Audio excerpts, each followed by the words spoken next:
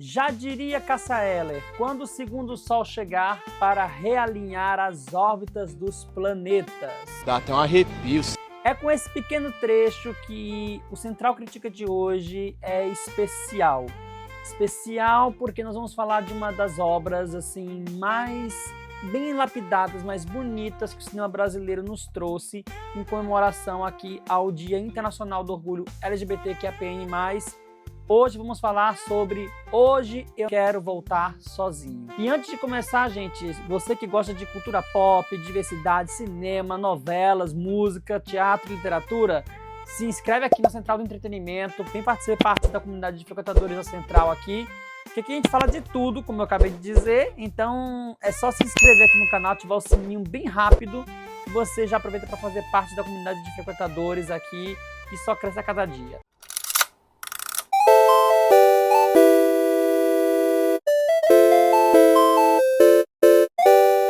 Bom, gente, vamos começar falando sobre o conceito, o nascimento dessa obra, né? Porque dos anos ali 2000, início dos anos 2010, a gente não tinha muitas obras LGBTQIAPN+, que retratassem um amor puro. É verdade. Tudo bem, a gente teve tatuagem que mostrava ali, né, uma forma bonita de amor, mas assim, na forma como a gente enxergava, por exemplo, relacionamento hétero em novelas, séries e filmes, a gente não tinha muito isso. Então, precisou um cara chamado Daniel Ribeiro trazer uma obra que mostrasse exatamente a realidade de um relacionamento queer na sua essência mais pura. Se hoje a gente está tendo aí 15 dias para ser esse novo parâmetro, Hoje Eu Não Quero Voltar Sozinho foi o primeiro parâmetro, foi a porta de largada para que tudo isso acontecesse, para que tivéssemos o Casal Loquinha e tantos outros aí pela frente.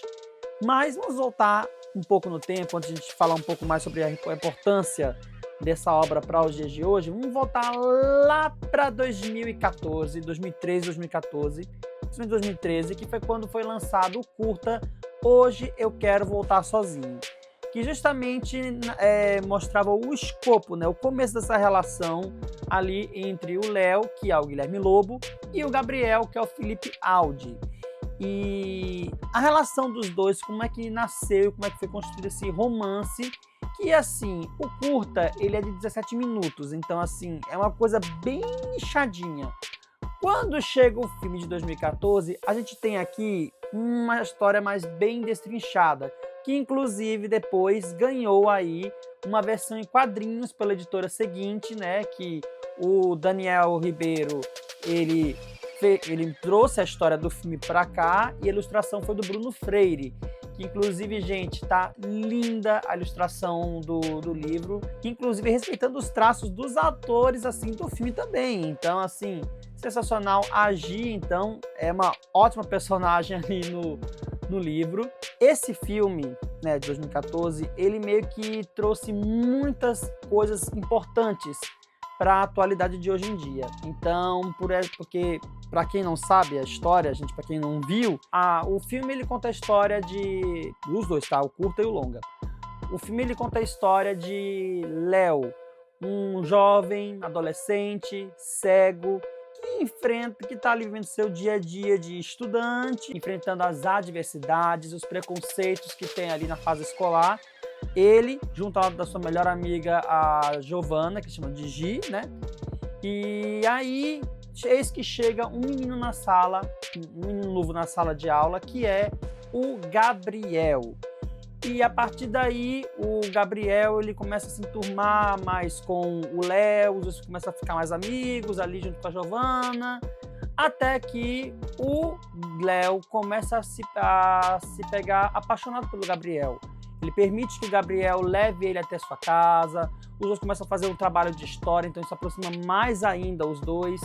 E aí o Léo ele admite que está apaixonado pelo Gabriel e lhe rouba um beijo. Isso no filme, porque no curta é outra coisa. Aham, sei. E aí eu acho que esse é mais interessante, porque quando você vê o curta e o longa logo na sequência, você consegue exatamente pegar o cerne da história que tá ali, e ele é bem mais desenvolvido no longa, mas você consegue ainda ver as mesmas cenas do curta sendo reproduzidas de outra maneira no longa. Então, por exemplo, quando a gente tem ali aquela fala do... Inclusive esse vídeo vai ter alguns spoilers, tá, gente? Porque é filme de 2014, há mais de 10 anos. Quando o Léo, o Gabriel e a Giovanna estão chegando na casa do Léo, que ela vai deixar ele lá, ele até pergunta, o Gabriel pergunta pra Gi, ué, mas sua casa não fica pra lá? Não vai descendo, não? Não, a minha casa fica subindo. E aí tem pequenas diferenças, que é tipo assim,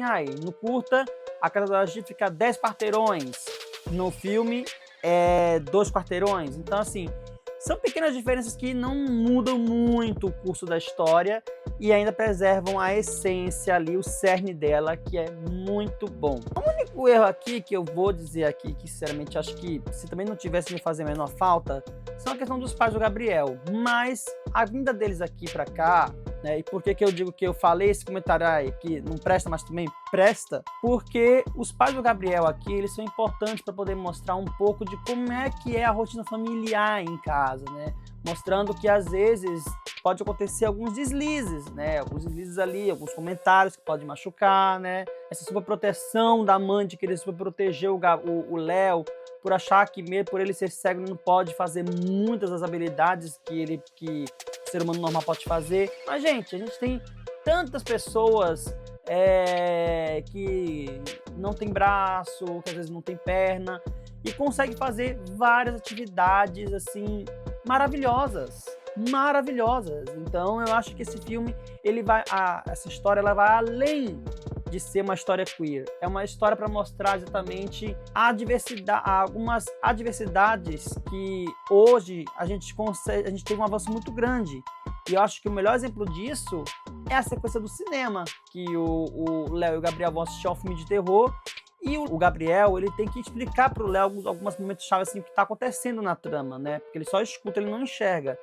E é justamente por causa disso que hoje em dia, em qualquer filme, seja nacional ou internacional, tem sessões com audiodescrição em libras disponibilizadas para quem tem deficiência, quem tem condição auditiva ou visual. Então, isso foi uma inovação, uma questão que hoje eu quero voltar sozinho, trouxe ali lá em 2014, e hoje, 10 anos depois, mais de 10 anos depois, a gente tem, olha, essa inovação aqui. Então, foi uma porta que esse filme abriu lá atrás. E outras portas que esse filme abriu foi justamente a questão de ser uma história de amor queer, mostrando o amor na sua essência mais pura, mais doce, mais inocente, de uma maneira que a gente já viu muito em vários outros filmes, várias outras histórias de relacionamento hétero, vamos dizer assim, né? Então, por exemplo, não existiria Heartstopper se não fosse Hoje Eu Não Quero Voltar Sozinho.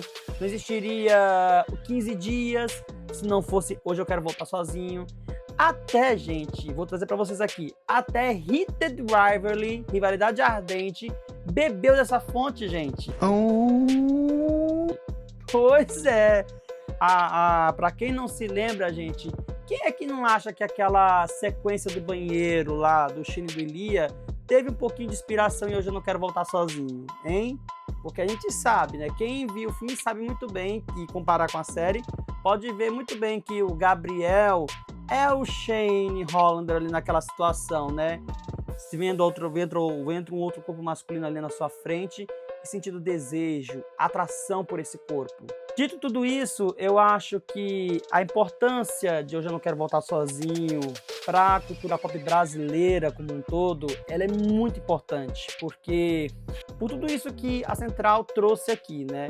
Porque a gente fala sobre as condições de vida de uma pessoa com deficiência visual, como é que um amor queer pode ser vivido, não importa se seja entre um menino gordo e um padrão, como é o caso de 15 Dias, ou um franzino e um garoto nerd, um popular, como é o Heartstopper, ou como aqui um garoto padrão e um garoto que não enxerga, né? Então eu acho que o amor, ele tem que servir, ele serve para todas para todos, e eu acho que essa é a mensagem mais importante que Hoje Eu Não Quero Voltar Sozinho traz, que é justamente o amor, ele serve para todos, independentemente da condição da pessoa, seja ela gorda, magra, que não enxerga, que não ouve, ou que não tem as pernas, ou que é cadeirante. O amor vem para todos e ele existe para todos, tá? E é com isso que a Central do Entretenimento deseja a toda a comunidade LGBTQIAPN+, um abraço bem grande assim, sabe, ó, bem apertado para caber todo mundo e dizer: lutem, continuem resistindo, continuem mostrando que toda forma de amor vale a pena, lutem pelos seus direitos e celebrem a vida, celebrem principalmente o amor na sua mais plena forma, porque, como já diria o eclipse, né? Como já diria até o filme explicando lá, né? A questão do eclipse. O Sol, a Lua e a Terra podem se juntar ali, ó, e formar um belíssimo casal, tá? Eu sei, essa frase não tem no filme, tá? Mas é um contexto aqui bem bacana pra vocês, tá? É isso, gente. Um beijo, um abraço para toda a comunidade LGBTQIAPN+, e vamos celebrar o amor em todas as suas formas.